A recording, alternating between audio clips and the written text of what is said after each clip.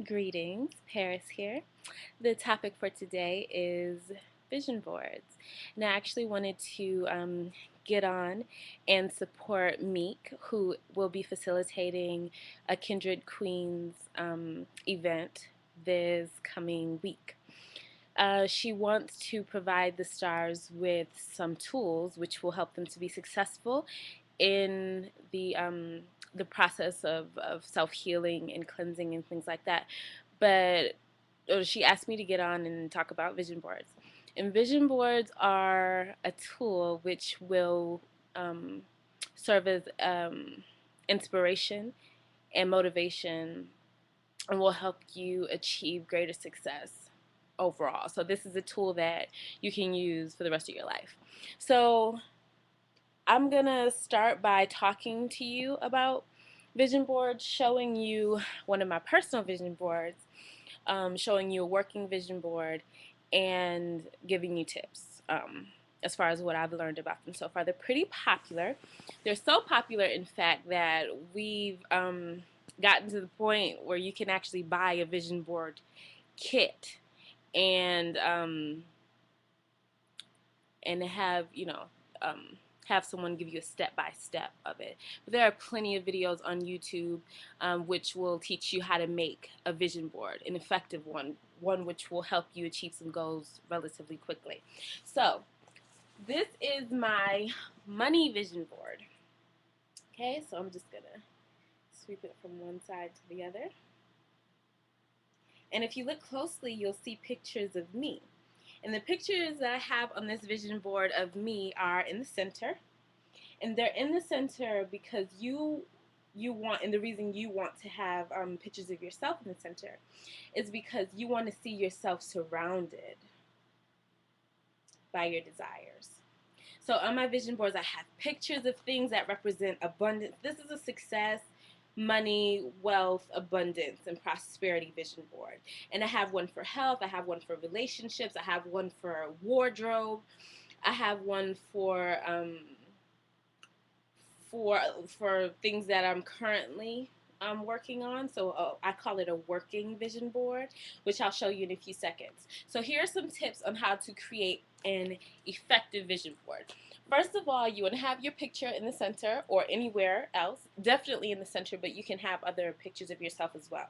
You want to have words on there which encourage you, and you want to have pictures on there which are meaningful to you. And be very specific, be as detailed and as specific as you can when you are choosing pictures to be in your vision board. And I'm going to tell you why.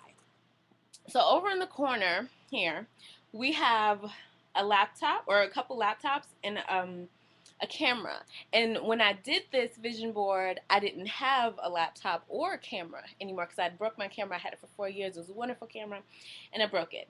These two laptops are Apples, and this is a Canon camera. This vision board hangs in my shower, like right over my shower head, so I see it every single morning. Every single morning I'm looking at it, I'm studying it. I have a mental aid. There are mental pictures that are being impressed upon my subconscious mind, which is really the purpose of the vision board. What you do is you give conscious or not even conscious, it doesn't even have to be conscious. This is why you hang your vision boards up somewhere where you'll see them every day. Because after a while, the repetition of it, like the repetition of a vision gets so impressed upon your subconscious mind that your subconscious mind will begin to produce thoughts to your conscious mind, which will influence and cause your conscious acts. A lot of people act out of emotions is because you have a thought which causes an emotion, which causes you to do things, and most people don't understand why they have the thoughts that they have, or most people don't understand why they do the things that they do, because they don't understand that their emotions are linked into their thoughts. Your thoughts are influenced by the ideas that your subconscious mind produces. Your subconscious mind produces what it is trained to produce. Vision boards train the subconscious mind to produce thoughts that are conducive to you drawing those things onto you, those things that you see in your vision board.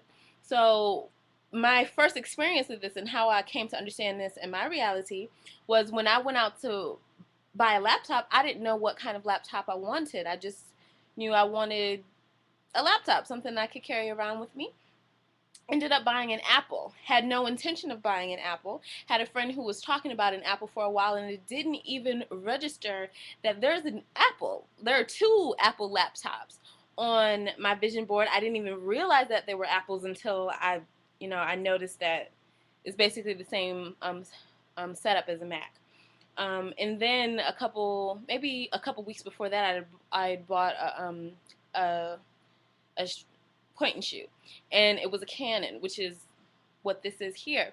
So basically, my subconscious mind had seen all of these things. Well, sorry, had seen these pictures so often that when it came time for me to purchase my laptop and my point and shoot, they ended up being the things that I see every single day, and I didn't realize it until a lot later. And I was like, hey, those are the things that are on my vision board. So you want to be very specific about what you put on your vision board, because chances are, if you have a MacBook or whatever, if you have a particular picture on your vision board, when you see that thing, you go shopping for it, you may not know what you want specifically, but when you go shopping for it, you'll be drawn to that, and you might not even know why until a few months later, and when you see, hey, that was on my vision board, and that's the reason why.